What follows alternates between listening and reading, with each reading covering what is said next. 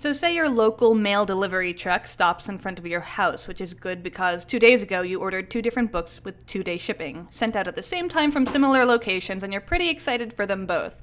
The delivery driver picks up your 2 packages and starts reading the labels. One is from a small independent bookstore they've never heard of. The other is from a large chain they've already delivered like 20 packages from today. Instead of just dropping them both off, the driver makes a phone call to the big bookseller and says, "Hey, I sure deliver a lot of your packages." The company replies, "Yeah, our customers really like our stuff." The driver says, "I'm pretty sure your packages take up like 30% of the space in my truck. We're going to need to hire more trucks if you keep this up." The company says, "Wow, you must be so happy that our customers are paying you to deliver so many packages from us that you can expand your business." And the driver's like, "Right, look, I'm thinking I don't want to carry more than 1 package all this way to the customer's door, and there's this other package from another address for them, so I think I might just deliver that one." And the big company is like, "What? The customer paid for 2-day shipping from you. You can't just decide not to deliver it, because we give you too much business?" The driver says, "Relax, I'll deliver it eventually. Just might take a while. Unless, of course, you'd like to help us out. Just a little extra shipping fee, and we'll deliver your book on time."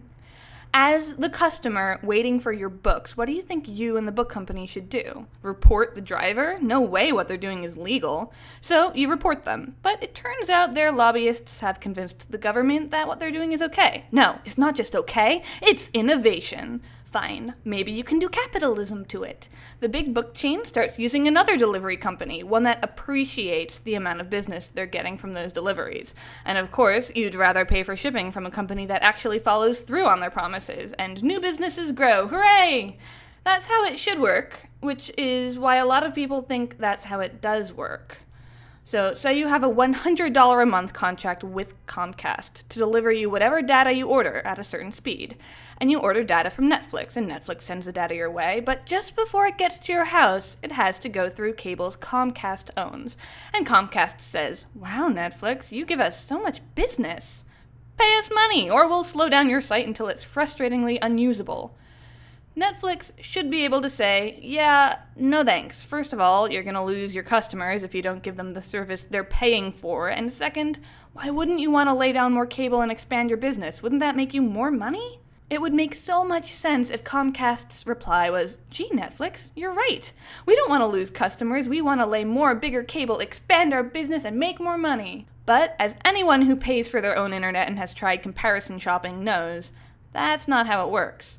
Comcast can reply, "First of all, we're not going to lose customers. What can they do? Move somewhere else that has cables laid down by one of our very good friends? Second of all, we don't need the business from delivering your content. We can already charge as much as we want. Look, this sucker is paying almost $100 a month for 10 megabytes a second on a good day. Third, Netflix competes with their own video content. If Netflix is unwatchably slow and people leave to watch cable TV, which we've conveniently packaged in with their internet service, that's a win-win, and both wins are for us. Fourth, when your site doesn't load, it may be our fault, but the customer doesn't see us artificially restricting the data they ordered, they see you being slow, so pay up." And Netflix did. This already happened. Truth is, there's a lot of homes and businesses where the local internet service provider has a monopoly.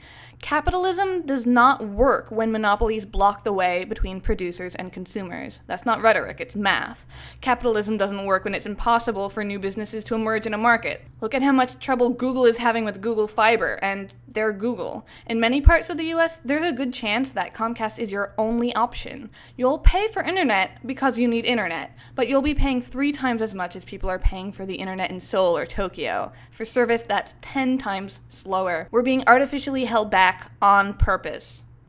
When you order a book, the delivery truck drives on their own driveways, public roads, toll roads, the private lane that goes to the bookstore's warehouse, all the way to your street and outside your house, and then In this allegory, you pay Comcast to hire a company to make and maintain a driveway so that the Comcast trucks can get from the road to your house. And because they built that driveway, only their trucks are allowed to use it. If you lived in Tokyo, you'd have a nice, wide, perfectly paved road, but Comcast made you a little dirt road full of potholes. You'd like Comcast to fix it, or to hire someone else to, but there's no one else to hire, so instead of fixing it, Comcast charges you even more and still doesn't fix it. Here's the officially proposed rule the FCC is considering. Internet service providers must offer some amount of access to all legal internet things, but they can offer a fast lane to certain content providers. This sounds like maybe Comcast and Netflix collaborate to put in a special cable all the way from Netflix right to your home to get super fast Netflix service. But that's not what this fast lane is. It's not even a nice new paved driveway. The fast lane means that Comcast puts a gate in front of your driveway. The Netflix trucks are allowed in right away because they paid off the gatekeeper. You invite your friend over and your friend has to wait outside the gate for a while, even when no one else is using your driveway. If you want to watch Netflix right now, yes, you should be able to prioritize Netflix's data and slow everything else down. But if after that you want to torrent the latest Vi Heart video, there's no technical reason you shouldn't be able to put that in the fast lane. You're not paying your ISP for content, you're paying them to deliver the content you choose. Except they decided maybe they do want to control what content you can choose, and the FCC's proposed rule would make that officially okay, which is a huge reversal of the FCC's position that happened when Tom Wheeler, a former cable lobbyist, became chairman. In 2004, the FCC basically said, hey, ISPs, we made some network neutrality rules for you. Yay, open internet. And then Comcast started throttling BitTorrent, which was against those rules. There was a court case that Comcast won with the argument that the FCC couldn't legally enforce those rules because they weren't official enough. So the FCC created the Open Internet Order of 2010 and voted on it and passed it, and finally net neutrality had real official rules. And Verizon took the FCC to court and was like, are you sure those rules are for us? Because they look a lot like the rules for common carriers, and we're not common carriers, so we're thinking those rules don't apply to us. And Verizon won. So if the FCC can't enforce their own rules because ISPs aren't classified as common carriers, a lot of people think that the FCC's next move should be to classify ISPs as common carriers. Basically, a common carrier can't discriminate among the things they carry. Airlines and telephone companies are common carriers, so Apple can't pay Virgin America to not let any Microsoft employees on their flights. T-Mobile can't purposely drop your call when you're trying to order a pizza if Domino's won't pay them a cut of the order. Up till recently, ISPs have been acting like common carriers. They built their businesses on customers' expectations that they were common carriers, like other telecommunication services, and with the benefit of the legal protection given to telecommunication services, such as not being liable for the content that moves through their cables. In 1998, the Digital Millennium Copyright Act thing happened, which gave ISPs more protection from liability for their users' actions, still back when ISPs acted as if they were common carriers. Right now, ISPs control content without being liable for that content.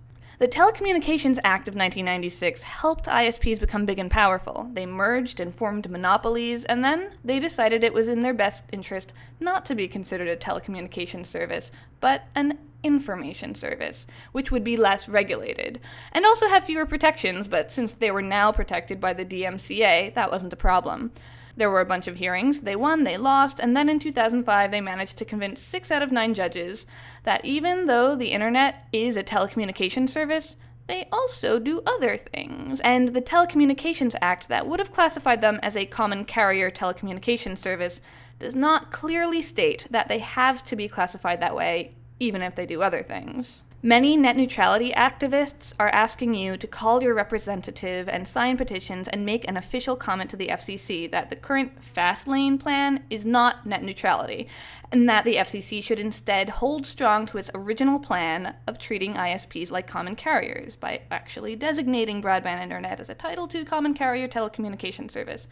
If you're going to make that call or official comment, I want you to make it with full confidence that it is right and fair, because it's not legal to classify corporate entities as being whatever you want just because yay internet. And the internet has other problems besides net neutrality. There's only a handful of ISPs. They're huge and powerful, with huge, powerful lobbyists, many of which are now FCC employees. They have local monopolies. They work for each other's benefit instead of as competitors.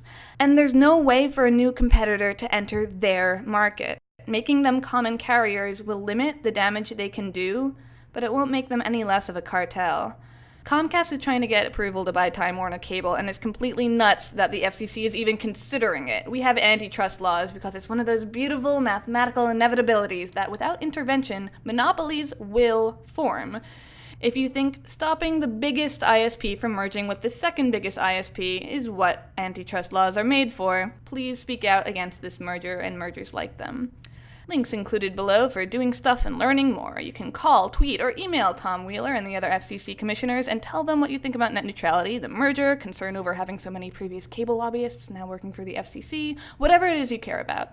You can ask your local representative in government to do what they can. You can sign petitions, and you can make an official comment on any FCC proceeding on the FCC website, which very few people bother to do because, one, most of the momentum around saving the internet is built up around signing up for third-party websites and mailing lists or retweeting and upvoting infographics and articles.